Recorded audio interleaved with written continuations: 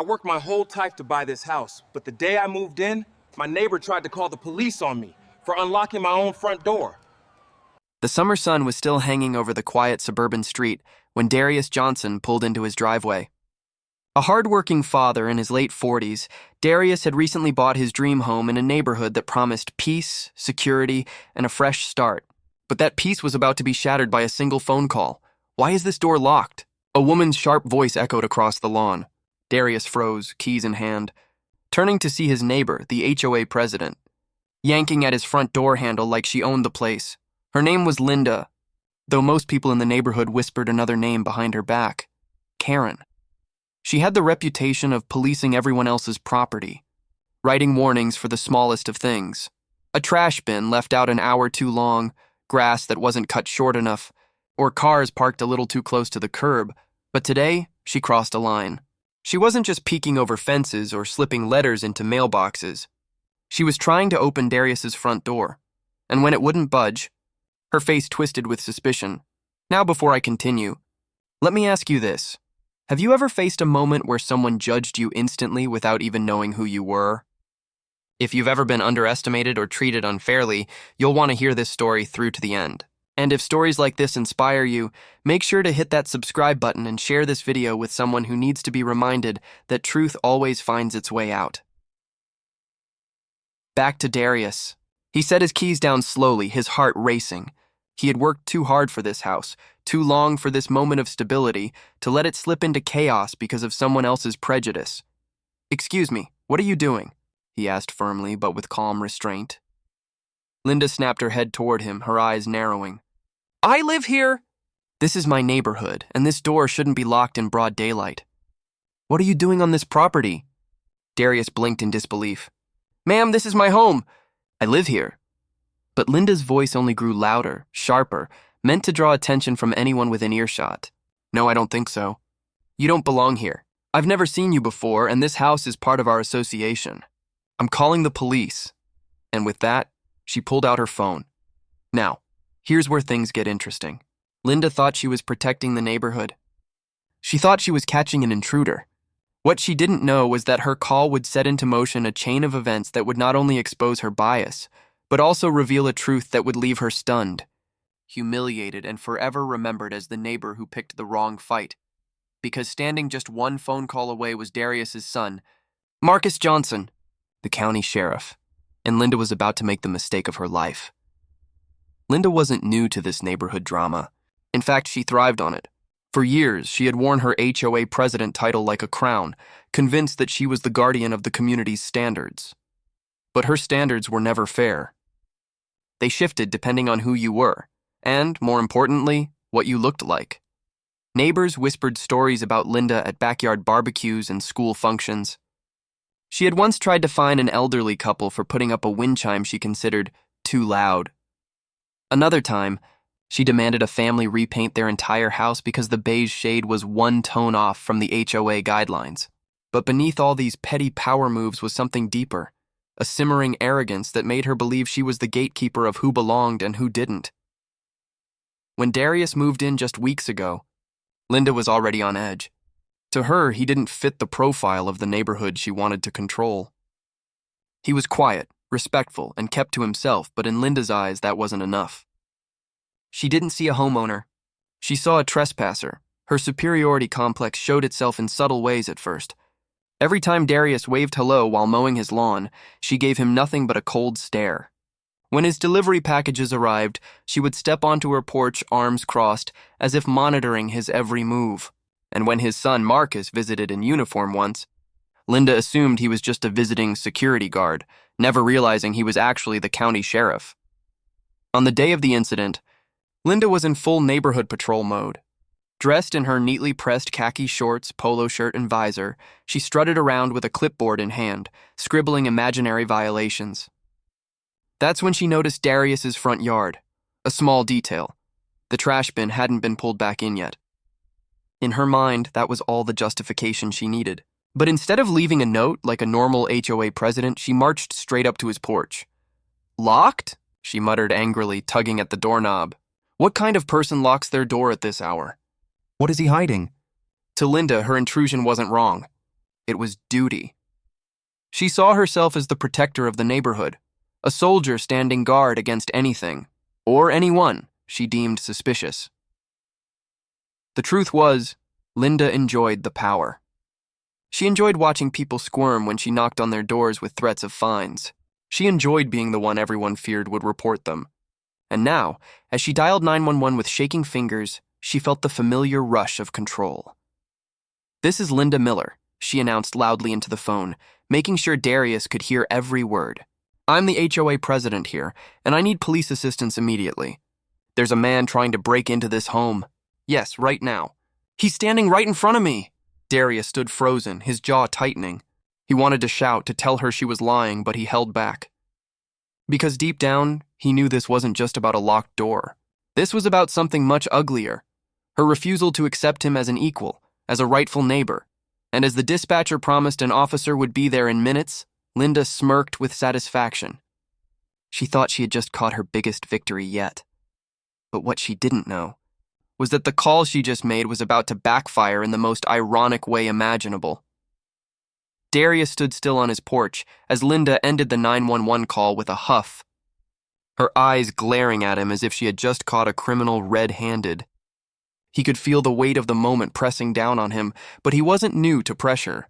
In fact, his whole life had been a series of moments where he had to keep calm while the world tried to push him down. Born and raised in a working-class neighborhood in Atlanta, Darius grew up in a world where opportunities were scarce, but resilience was abundant. His father was a factory worker who taught him the value of showing up every day, even when no one applauded. His mother, a schoolteacher, drilled into him that education and patience were the keys to surviving in a world that didn't always play fair. Darius carried those lessons into adulthood. He worked 2 jobs in his 20s, saving every penny, sacrificing nights out, and holding on to a dream that one day his family would live in a house that truly felt like home. He faced rejection after rejection from banks when applying for loans, but he never gave up. Eventually, his persistence paid off, and he managed to secure a mortgage for the house that Linda now stood in front of, claiming he didn't belong. But Darius's strength wasn't just financial perseverance. He had something else inside him. A quiet, unshakable dignity. The kind that doesn't waver in the face of ignorance. The kind that makes you stand tall, even when others try to belittle you. And perhaps his proudest accomplishment wasn't the house itself, but the man his son had become. Marcus Johnson wasn't just any son. From a young age, he had a sense of justice that stood out. Darius remembered how, as a boy, Marcus would rush to defend kids being bullied on the playground. He was the type to share his lunch with classmates who forgot theirs. He had inherited his father's resilience but carried it with a boldness that sometimes left Darius in awe. After high school, while many of his friends drifted into trouble or uncertainty, Marcus had chosen a path of service. He joined the police academy, not because it was easy, but because he wanted to change the very system that too often overlooked men like his father. Through grueling training, sleepless nights, and endless exams, Marcus pushed himself. By his late 20s, he wasn't just an officer. He was one of the youngest sheriffs the county had ever seen. To Darius, Marcus represented everything he had worked for.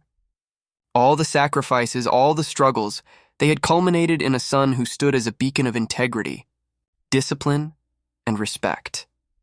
And now, as Linda stood on his porch spinning lies into a phone call, Darius couldn't help but think of Marcus. He didn't know yet whether his son would be the one to respond, but he knew one thing for sure. Truth had a way of finding its way into the light. Inside, Darius's mind drifted back to a conversation he and Marcus had shared just a week earlier, sitting at the kitchen table. "Dad," Marcus had said, adjusting his sheriff's badge on the table, "there will always be people who judge before they know you. People who think your worth is written on your skin or your address. But when those moments come, don't fight fire with fire. Just hold steady. Let them show who they really are. And when the truth comes out, it'll speak louder than anything you could ever say." Those words rang in Darius's ears now, calming the storm that was threatening to rise inside him. He took a deep breath and steadied himself. He wasn't going to yell. He wasn't going to match Linda's hostility. He was going to stand tall just like Marcus had taught him. From across the street, other neighbors had begun peeking out of their windows. Curtains shifted. Porch doors opened slightly. Some watched with curiosity, others with unease. And Darius knew what they were thinking. Was Linda right? Was this man really out of place here? But what the neighbors didn't realize was that they were about to witness a scene that would forever change the way they saw both Linda and Darius. Because, while Linda smirked with satisfaction at the sound of approaching sirens, Darius stood calm. He wasn't just any man standing on that porch. He was a father, a homeowner, and the living proof of perseverance. And though Linda didn't know it yet, her power was about to crumble in the face of truth, because the very law she had called to remove him was tied by blood to the man she was trying to humiliate. The game Linda thought she was winning hadn't even started yet. The sound of sirens pierced the air, growing louder as they rounded the corner. Linda straightened her back, smoothing her polo as if she had just completed some heroic act. She gripped her clipboard tighter, her smug smile stretching wider. "There they are," she announced loudly, making sure everyone nearby could hear her. "The police will handle this intruder. Don't worry, neighbors. I've got it under control." Darius stood still on his porch, his hands relaxed by his sides. His heart pounded, but his face was calm. He knew better than to give Linda the reaction she wanted. Years of experience had taught him that sometimes silence spoke louder than shouting. The patrol car pulled up, its flashing lights bouncing off the neatly trimmed lawns and polished driveways. Two officers stepped out. One was a tall, broad-shouldered man with a stern expression. The other, younger and more cautious, scanned the scene with uncertainty. Linda wasted no time rushing toward them. "Officers!" she called out, waving dramatically as if she had just caught a criminal red-handed. "That man," she pointed at Darius with exaggerated urgency, "is trying to break into this home. I caught him at the front door. He doesn't live here. I'm the HOA president, and I demand you remove him immediately." The officers exchanged a quick glance. The older one stepped forward, his voice firm. "Sir, can we see some identification?" Darius reached slowly into his pocket, pulling out his wallet. He handed over his driver's license without a word. The younger officer studied it, then looked back at Darius, then at the house. Linda folded her arms, tapping her foot impatiently. "Well, what are you waiting for? Clearly he doesn't belong here." The younger officer's brow furrowed. "Ma'am, this ID says his address is right here. This is his home." For a moment, the street went quiet. Even the neighbors peeking from their windows seemed to pause, but Linda wasn't ready to give up her power. She threw her hands up dramatically. "Oh, please. IDs can be faked. Look at him. Does he really look like a homeowner here? I've lived in this neighborhood for 15 years. I've never seen him before. He's probably renting illegally or squatting. You need to take him in for questioning." The older officer sighed, clearly growing impatient. He turned back to Darius. "Sir, do you have proof of residence? A utility bill, perhaps?" Darius nodded calmly. "I do. If you'll follow me, I'll show you." But before he could step inside, Linda shrieked. "Don't let him go in there. He could be grabbing a weapon. You need to cuff him first." The younger officer looked uncomfortable. The older one placed a hand on his holster, his eyes narrowing. "Sir, please stay where you are until we verify everything." The tension thickened like fog. Neighbors began stepping out onto their porches now, whispering to one another. Some looked uneasy, others curious, but all were glued to the unfolding scene. Darius felt a flicker of frustration rise in his chest, but then he remembered Marcus's words. "Don't fight fire with fire. Let the truth reveal itself." So he stood tall, steady, unflinching. "Officers," he said in a calm, steady voice, "this is my home. I have the deed and utility bills inside. I'm happy to show you. I just ask that you treat me fairly the same as you would anyone else." The younger officer's expression softened, but before he could respond, another vehicle pulled up behind the patrol car. This one wasn't just any car, and it was an unmarked black SUV, the kind reserved for higher-ranking officials. The door swung open, and out stepped a man in a crisp uniform, badge gleaming in the sunlight. It was Sheriff Marcus Johnson. The neighbors gasped. Whispers rippled down the street. Linda's confident smirk faltered, but she quickly masked it with exaggerated politeness. "Oh, thank goodness you're here, Sheriff. I was just telling these officers about this trespasser. He's trying to claim this house as his own." Marcus's sharp eyes scanned the scene, landing on his father. His jaw tightened, but he didn't speak right away. Instead, he turned to the officers. What seems to be the problem here? The older officer stepped forward. Sheriff, this woman reported a possible break-in, but the ID says this man lives here. We were about to verify further. Marcus tilted his head slightly, still keeping his expression neutral. I see. He walked slowly toward the porch, his boots clicking against the pavement. The neighbors leaned forward, as if the entire block had collectively stopped breathing. Darius met his son's eyes for just a moment, a silent exchange passing between them. No words, no gestures, just understanding. Linda, however, was oblivious. She launched into her tirade again. Sheriff, you must do something. This man is lying. He doesn't belong here, and if you let him stay, it'll ruin the entire neighborhood. We have rules, and people like him. Marcus raised a hand, silencing her instantly. His voice was calm, but carried the weight of authority. Ma'am, I think you've said enough. Her face flushed red, but she clamped her mouth shut, waiting for him to confirm her story. Marcus turned back toward the officers, then toward the gathering crowd. Before we go any further, he said, his voice carrying across the street, there's something everyone here needs to understand. The neighbors leaned closer. Linda's eyes widened, anticipating victory, but what Marcus was about to reveal would flip the entire situation upside down, whispering behind half-open doors and leaning over fences. Even the birds seemed to pause mid-song. Marcus's gaze swept over the scene, sharp and unyielding. His father stood tall on the porch, calm despite the chaos. And then there was Linda, lips pursed, arms crossed, standing like a self-appointed guardian of the neighborhood. She thought she had won. Ma'am, Marcus began, his tone measured. You said this man doesn't belong here, that he was breaking in?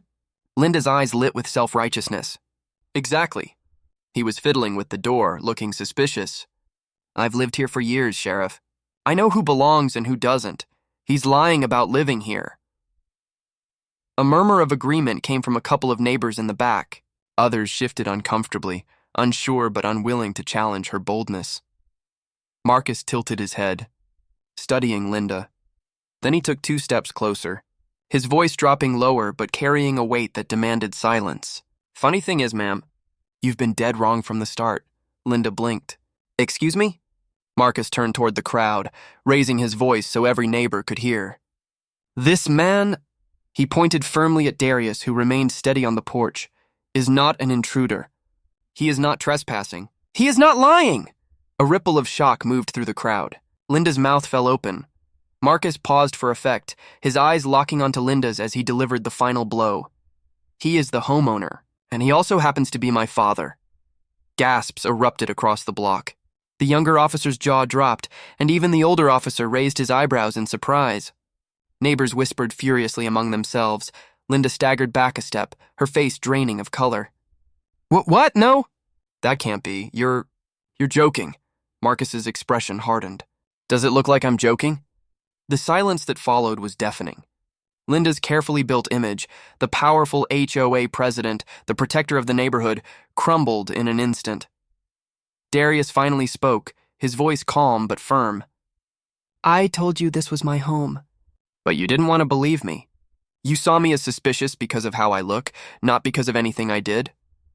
The crowd shifted again, guilt flashing on some faces, shame on others. A few neighbors lowered their eyes, realizing they had assumed the worst without proof.